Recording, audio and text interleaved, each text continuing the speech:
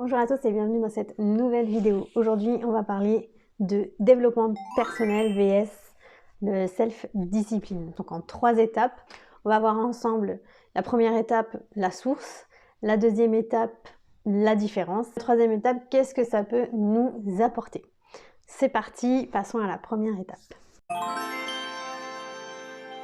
La première étape, c'est la source. D'où vient le développement personnel et d'où vient la self-discipline? Déjà, ça existe depuis des siècles avec Aristote et ensuite avec Socrate dans le développement de soi, le self-help, donc s'aider soi-même. Donc c'est surtout les philosophes à l'époque qui s'en inspiraient. En fait, ils avaient toute leur vie pour développer un petit peu ces capacités. Donc, on a Platon qui a créé comme une espèce d'académie. Ensuite, on a eu Aristote qui était un de ses élèves et Socrate aussi à côté qui développait ce self-help. Penseur comme Socrate qui, lui, c'est se connaître soi-même. On a Aristote qui prônait l'importance de la vertu et du développement du caractère de son être. Vraiment vivre une vie plus épanouie. Donc, eux, ils étaient déjà bien à la page. Et donc ils se concentraient vraiment sur ça. Donc c'était ces 3 philosophes de l'Antiquité qui nous ont amené vraiment à nous développer. Ensuite, dans les années un peu plus modernes, dès du XXe siècle, on a les humanistes, un des plus connus qui s'appelle Carl Jung, mais on en a un autre aussi qu'on ne parle pas assez souvent et je vais vous en parler. Il a commencé à parler, lui, de l'inconscient collectif, qui est l'une des plus grandes idées donc, de Jung. Voilà, donc on va chercher un petit peu dans l'inconscient ce qui se passe. Donc ça, c'est vraiment intéressant. Il va se rejoindre un petit peu sur Freud. Donc lui, c'est un grand psychologue que tout le monde connaît, donc je ne vais pas en reparler. Mais voilà, lui, c'est un plus grand des psychologues qui disait qu'il fallait laisser voir et étudier les pulsions les plus fortes des hommes. Mais bon, si on va loin dans nos pulsions, ça peut aller très loin. Donc c'est là-dessus où moi, j'aime pas trop Freud, parce que du coup...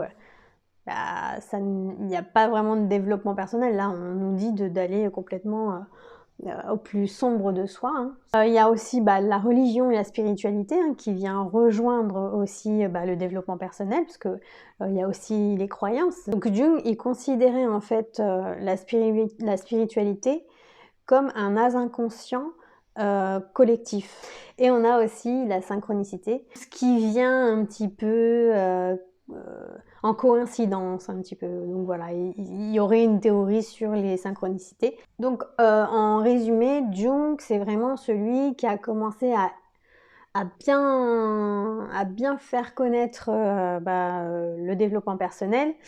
Et lui, en fait, il aurait rajouté il aurait rajouté de la spiritualité à tout ça. Quand on parle de synchronicité, ça fait partie de la spiritualité. Intégration des opposés, donc on revient sur le yin et le yang, sur le bien et le mal, voilà, qu'il faut opposer. Donc essentiellement, vraiment le développement personnel de Jung, ce serait vraiment d'opposer un petit peu ces 2 énergies, le bien et le mal, et d'y travailler un petit peu dessus. Donc moi là-dessus, comme j'ai fait du développement personnel et que je travaillais beaucoup, donc comme je vous avais dit, vous connaissez mon histoire, je suis ex-cartomancienne et j'avais donc un cabinet de développement personnel, donc j'ai fait ça pendant 2 ans. Je l'ai fermé parce que je me suis rendu compte de plein de choses qui étaient donc très négatives du côté du dev perso. Donc j'ai tout fermé et j'ai complètement arrêté le développement personnel. Il y a quand même quelque chose à aller chercher d'intéressant dans le dev perso. Mais on va revenir sur, avant de passer, parce que je brûle les étapes un peu comme d'habitude, et on va revenir aussi à une personne qu'on ne parle pas assez souvent, Maslow. Je ne sais pas si vous connaissez, donc on parle souvent de la pyramide de Maslow. C'est-à-dire qu'une fois que les besoins physiologiques sont atteints ou sont compris, donc après on passe aux besoins de sécurité. Donc la sécurité physique, la sécurité financière, la sécurité sanitaire et la stabilité. Donc en fait, lui, il avait fait cette pyramide et ensuite vers la fin de sa vie il explique que finalement dans cette pyramide, il n'y a pas vraiment de sens. Lui, il a étudié comme ça avec de bas en haut pour vraiment atteindre cet objectif.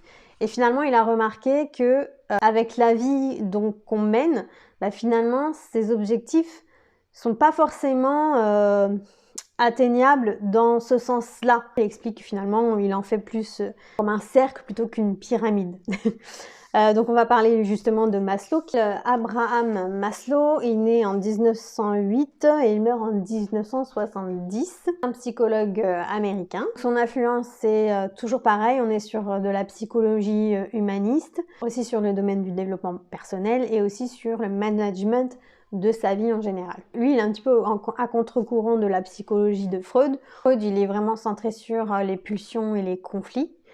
Et lui, Maslow, c'est vraiment tout l'inverse. Lui, il va vraiment se focaliser sur les aspects positifs de l'être humain.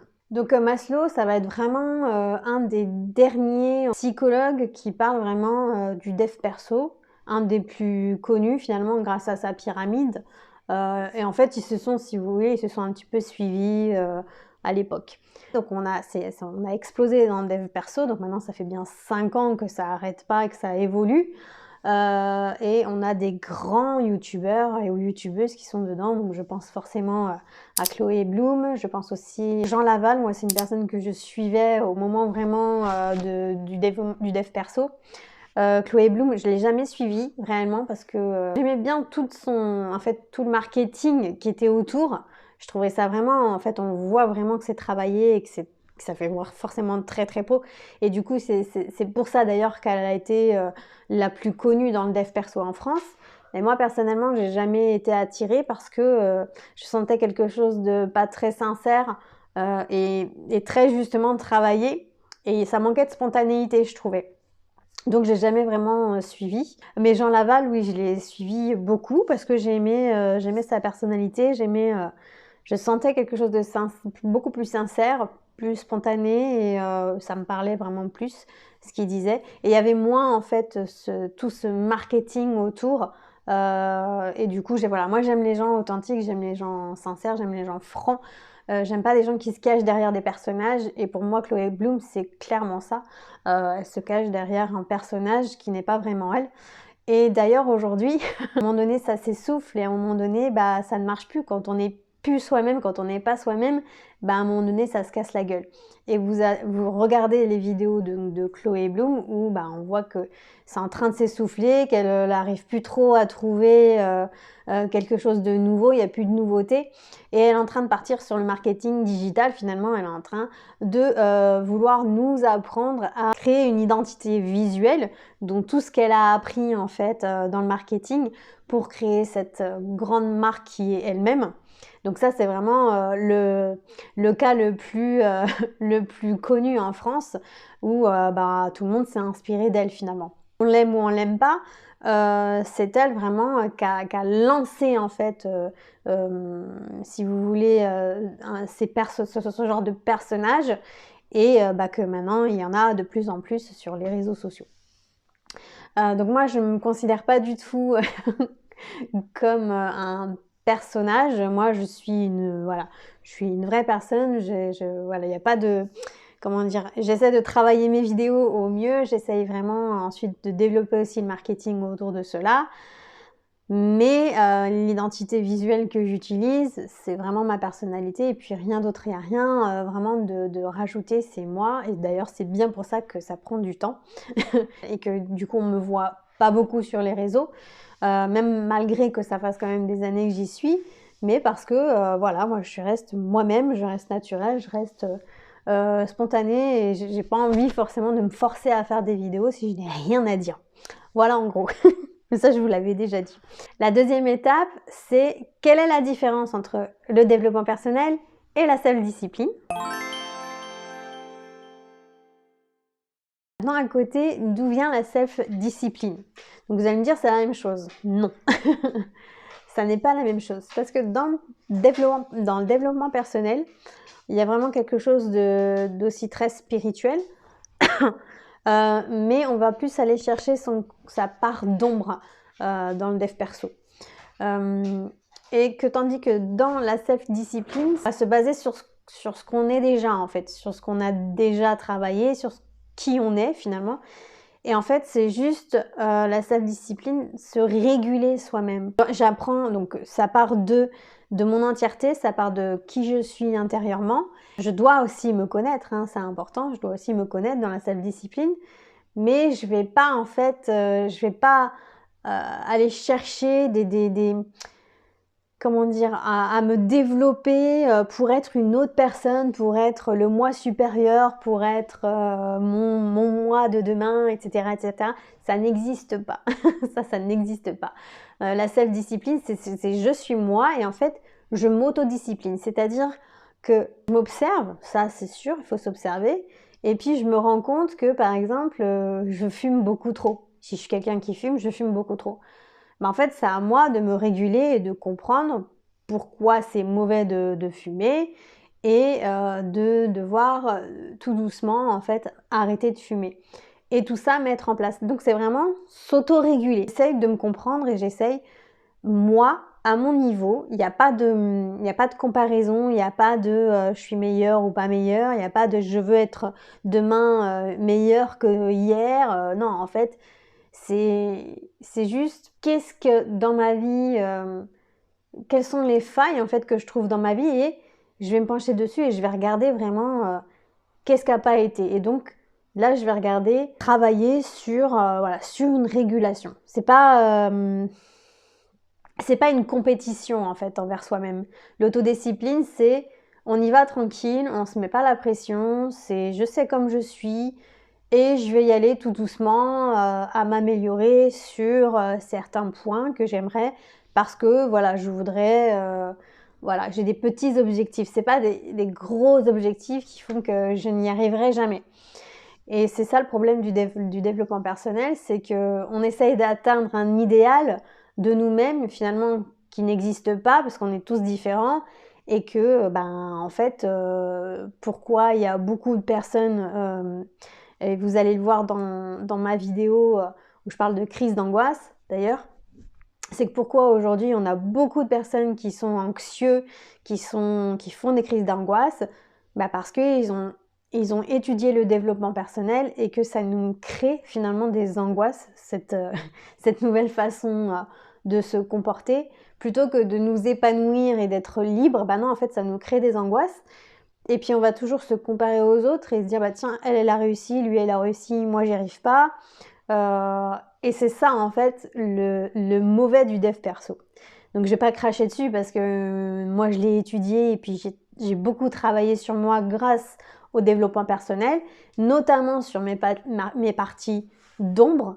Donc c'est là où vraiment je trouve que c'est nécessaire, je trouve que ça a été bénéfique pour ma part. Mais pour atteindre un objectif, le dev perso, c'est zéro, c'est pas la peine. C'est une pression qu'on se met et en fait ça ne marche pas, ça ne fonctionne pas parce qu'on fonctionne tous différemment et que en fait en se mettant des pressions, bah, c'est pas comme ça que ça marchera. Donc la self-discipline, c'est vraiment en fait pas de méthode en fait, il n'y a pas de méthode, vous faites ci, il faut faire ça. Non, en fait, on s'auto-régule soi-même. Par contre, oui, on peut vous donner des idées à comment s'auto-réguler. Donc ça, c'est possible. Mais sans se dire, ah bah, tu vas monter des étapes, non, en fait, il n'y a pas d'étapes. C'est vraiment comme on veut, à l'allure qu'on veut, au rythme qu'on veut. Si, par exemple, demain, on veut arrêter, ben on arrête. Voilà, en fait, il n'y aura pas forcément d'échec. C'est juste que, en fait, c'est avec soi-même. Et qu'il faut être juste clair avec soi-même, juste sincère avec soi-même et se dire bon bah ça j'y arriverai pas, je laisse tomber, je vais me concentrer sur autre chose. Donc c'est vraiment ça la différence entre les deux. Et donc aujourd'hui moi j'ai vraiment laissé tomber le dev perso et je me concentre essentiellement sur la self-discipline. Donc là on va voir aussi d'où vient la self-discipline. Donc l'autodiscipline, on en revient aux bases qui sont toujours les mêmes, Socrate, Platon et Aristote. C'est vraiment se maîtriser soi-même, c'est vraiment être finalement acteur de ses mouvements, acteur de sa vie, dans juste milieu. On va aussi appeler ça la philosophie stoïcienne. Philosophie stoïcienne, finalement, ça rejoint beaucoup le christianisme. Ça va être sur la maîtrise de soi, sur de la sérénité dans notre vie, de la liberté dans notre vie, de la paix intérieure, d'être libre avec soi-même, la capacité à contrôler ses émotions, son comportement, ses désirs, tout ça, c'est la self-discipline, vraiment, c'est se contrôler soi. Aussi la capacité à contrôler ses réactions vis-à-vis des problèmes extérieurs, vis-à-vis des événements externes. Lorsque je suis sortie du développement personnel et de la cartomancie, alors pourquoi il y a un lien? Parce que dans le dev perso, on y trouve de l'occultisme. Si vous ne le saviez pas, bah maintenant vous le savez. Et j'en parlerai, peut-être j'en ferai une vidéo bien spécifique dessus pour qu'on sache à peu près d'où ça vient. En fait, il y a eu comme un espèce de mélange. Et on a associé le New Age au dev perso et du coup, il y en a, ils ont tout mélangé. Donc, c'est-à-dire que les cartomanciens et cartomanciennes, et parce que c'était un mouvement aussi, on a commencé à sortir des oracles sur le dev perso, etc. Donc, en fait, ça a commencé à sortir, le développement personnel a commencé à sortir finalement de son lieu de prédiction, finalement. Et ça en est devenu du New Age. Parce que le New Age, c'est tout en fait, tout ce qui va concerner des théories et d'ailleurs, donc qui ont été piochées, ça je vous l'avais dit aussi, un petit peu à droite à gauche. Je vous ferai une vidéo vraiment bien spécifique dessus parce que c'est très intéressant. Donc on ferme la parenthèse, c'est juste pour vous expliquer. Troisième étape, qu'est-ce que l'autodiscipline va vous apporter dans votre vie? J'ai fait les deux, hein. J'ai fait le New Age, le dev perso. J'ai été aussi énergéticienne, donc énergéticienne, donc je sais de quoi je parle. Quand j'ai commencé donc à tout couper, si vous connaissez pas mon histoire, je vous invite aussi à aller voir. Mais en gros, si vous voulez, on a fait une prière pour moi. Une personne chrétienne a fait une prière pour moi pour que je sorte de tout ça. Et effectivement, ça m'a fait sortir de tout ça. Ça m'a rendu compte effectivement que j'étais pas au bon endroit en fait. Et j'ai commencé à étudier la Bible. Et quand j'ai commencé à étudier la Bible, j'ai compris plein de choses. Sauf que faut savoir qu'avant, j'avais déjà étudié la Bible, mais quand j'étais beaucoup plus jeune, et que j'avais pas en fait le tempérament pour l'étudier. En fait, j'étais vraiment dans l'ego. Donc dès qu'on est dans l'ego, en fait, on peut pas comprendre la Bible, tout simplement. Il faut redescendre sur terre, il faut revenir à soi, il faut être humble pour comprendre la Bible, sinon on la comprendra pas. Donc je commence à étudier la Bible, je continue aujourd'hui à l'étudier grâce à deux personnes qui m'aident en fait, que j'adore finalement passer du temps avec elles aussi. Quand j'ai commencé à lire la Bible sans même étudier tout ce que je vous dis là, en fait pour moi, je me suis dit mais c'est pas possible, le développement personnel, ça vient de la Bible, c'est pas possible autrement.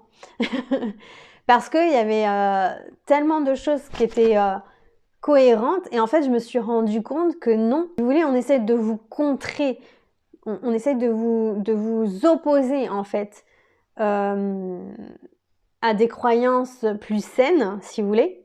Et l'occulte, lui, en fait, il va vous faire croire beaucoup de choses pour au final, en fait, vous mettre plus bas que terre. Or, la Bible, donc l'occultisme, il n'y a pas de livre finalement d'occulte. Enfin, s'il y aurait un livre, mais bon, on va pas en parler sur cette chaîne. Et puis, c'est pas un truc que j'ai envie vraiment d'exploiter. Mais en attendant, tout ce qui est dans l'occulte, donc il y a tous ces rituels, etc. Toutes ces choses en fait qu'on nous apprend dans la cartomancie par exemple. On apprend petit à petit vraiment l'occulte. Donc on apprend aussi ce qu'on a le droit de faire, ce qu'on n'a pas le droit de faire dans l'occulte. Ce qui va contrer, comme je vous dis, la Bible, où là en fait on se rend compte qu'il y a vraiment l'opposé. Et moi c'est là en fait où j'ai totalement compris, où je me suis dit en fait s'il y a une énergie de mal comme ça qui existe, il y a forcément son contraire, donc cette énergie de bien qui existe. Et c'est là que j'ai compris, et c'est là que je suis devenue croyante, parce que j'avais voilà, j'ai fait toute mon expérience dans, dans l'occulte et je peux que, voilà, que témoigner que des choses existent. Et bah, du coup, je me suis dit, mais il y a forcément son contraire, son bien en fait, et son bien, c'est Dieu, tout simplement.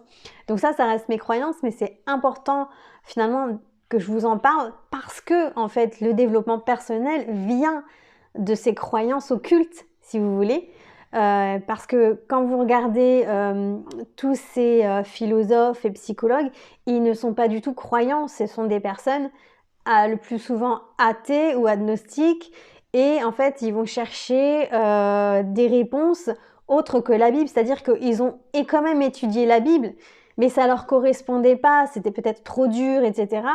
Donc ils ont voulu chercher en fait une autre façon de croire en quelque chose, parce que l'humain il a besoin de croire, c'est comme ça, c'est son être, il est fait comme ça.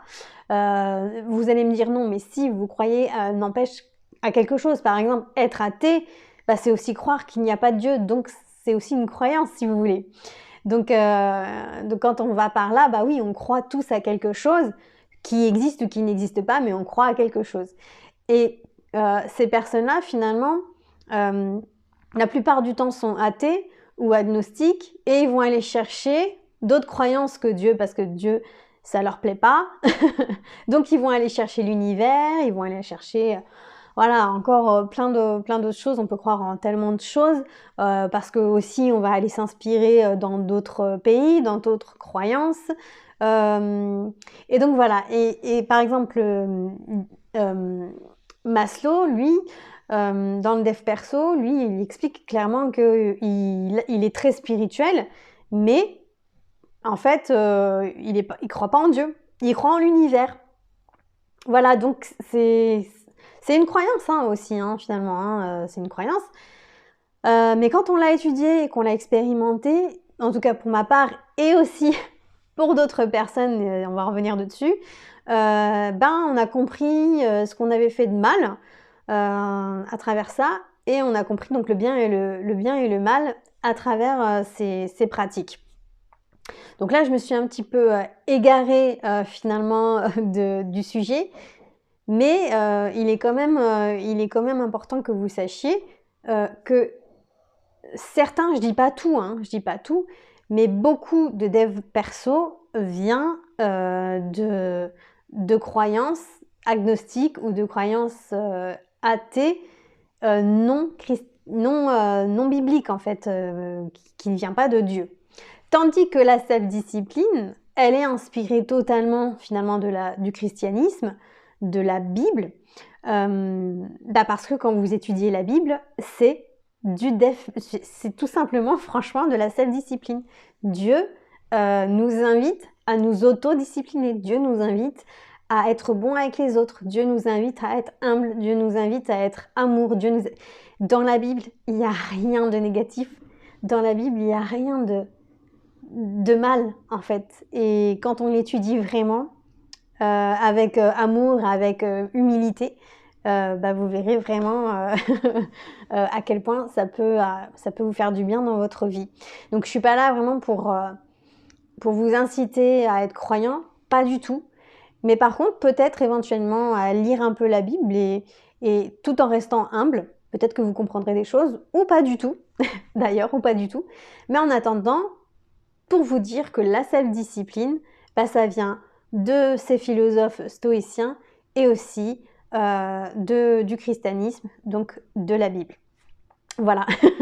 Donc moi personnellement, dans mon travail sur moi, j'ai étudié le dev perso. Là, j'en suis arrivée à un stade, et ensuite je ne vais pas renier le dev perso. Je ne vais pas le nier ni le renier, parce que toutes ces parts d'ombre qui étaient en moi, en fait, le dev perso me les a fait ressortir. Et aujourd'hui, pendant 2 ans, j'étais vraiment dans le mal, en fait. Et aujourd'hui, en fait, je vais vers le bien, vers la lumière, pour comprendre ensuite mes autres parties, et aussi m'autodiscipliner, parce que je sais que je ne suis pas parfaite, je sais que je reste une humaine et que je dois me réguler sur certains points. Par exemple, moi à l'époque j'étais quelqu'un de très jalouse en couple, donc ça en fait je l'ai travaillé sur moi. J'étais quelqu'un de très impulsive, ça aussi en fait c'est pas bon pour nous, c'est pas bon pour les autres, donc on va un petit peu, on va retravailler tout ça. Et c'est vrai que dans l'autodiscipline, il y a beaucoup aussi ce rapport aux autres. Et ça, c'est ce que j'aime le plus. C'est vraiment que, si vous voulez, on n'est pas centré que sur soi, à se dire ouais, il faut que je fasse comme ci, il faut que je fasse comme ça, je suis ci, je suis ça. En fait, non, on va s'ouvrir vraiment aux autres dans le sens où, ok, mon comportement, ce comportement que j'ai, qu'est-ce qui va impacter chez l'autre? Et c'est ça en fait qu'on retrouve pas dans le dev perso, c'est que le dev perso c'est vraiment, on va se recroqueviller sur soi, on va vraiment en plus on va se permettre de dégager certaines personnes de notre vie parce que sous prétexte qu'elles nous elles sont trop, elles ont des énergies basses, elles nous polluent, etc. Je l'ai fait, je suis passée par là, attention, donc c'est pas un jugement, c'est juste pour vous dire à quel point c'est toxique finalement les devs perso et que ça nous rend égoïstes, ça nous renferme sur nous. Moi j'ai été enfermée pendant 2 ans chez moi, à plus vouloir côtoyer personne, donc c'est pas une vie. Tandis que l'autodiscipline, on est là plutôt pour travailler en fait sur soi et se dire ok, donc mon comportement il agit aussi sur les autres, donc c'est important. Donc si par exemple je suis quelqu'un d'impulsif, ça peut être terrible pour les autres finalement, et on n'a pas le droit en fait on a le droit d'avoir des émotions, mais on n'a pas le droit en fait comment dire, de faire partager tout ça à des personnes finalement qui n'ont rien demandé. Vous voyez? Donc, je dis pas qu'il faut pas, exploser. On a le droit d'exploser à un moment donné ou autre quand ça va pas. Mais en général, quand on fait de l'autodiscipline, on se comprend, on sait qui on est et en fait, on n'a plus besoin d'exploser comme ça. Parce que on a maîtrisé en fait, parce que on a appris à s'accorder de l'amour, on a appris à s'aimer soi-même, on a appris à extérioriser calmement quand il faut au bon moment, et du coup on n'a plus besoin d'exploser.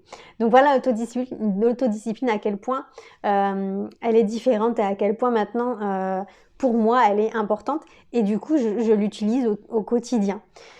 Alors oui, quand j'ai des doutes, je vais voir ma Bible et c'est tout en fait, et c'est tout.